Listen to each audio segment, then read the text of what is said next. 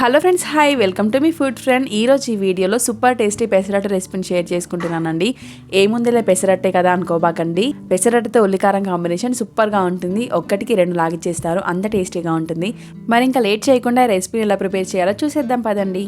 First recipe కోసం ముందు రోజు రాత్రే పెసర్లను నానబెట్టుకున్నానండి. దానికోసం ఒక కప్పు పెసర్లకి పావు గ్లాస్ కంటే తక్కువగానే బియ్యాన్ని యాడ్ చేసుకొని రాత్రంతా నానబెట్టుకోండి.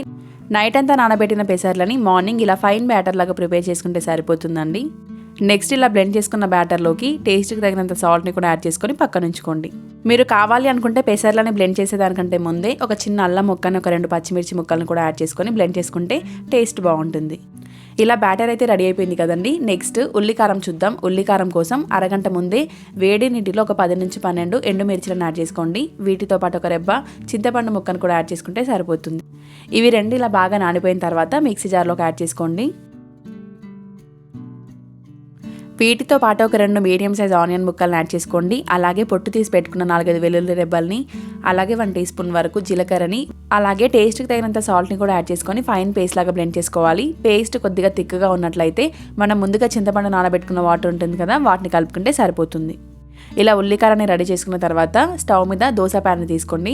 దోసా ప్యాన్ బాగా వేడెక్కిన తర్వాత 1 టీ స్పూన్ వరకు ఆయిల్ని వేసి స్ప్రెడ్ చేసుకొని మనం ముందుగా రెడీ చేసి పెట్టుకున్న పెసరట్టు బ్యాటర్తో దోసను వేసుకోండి. ఈ దోశల్ని మీకు కావాల్సి ఉంటే మందంగా కానీ పల్చగా కానీ వేసుకోవచ్చండి. నేనైతే పల్చగానే వేస్తున్నాను. దోశ ఇలా కంప్లీట్గా వేసిన తర్వాత 1 టీ స్పూన్ వరకు ఆయిల్ని వేసుకోండి. ఆయిల్ వేసిన తర్వాత మనం ముందుగా గ్రైండ్ చేసి పెట్టుకున్న ఉల్లికారాన్ని 1 టీ స్పూన్ వరకు వేసుకుంటే సరిపోతుంది. మీ ఇష్టాన్ని బట్టి ఉల్లికారాన్ని యాడ్ చేసుకోండి. కావాలంటే ఎక్కువ తక్కువ కూడా యాడ్ చేసుకోవచ్చు. ఇలా ఉల్లికారాన్ని దోశ అంతా కూడా ఈవెన్గా స్ప్రెడ్ చేసుకోండి.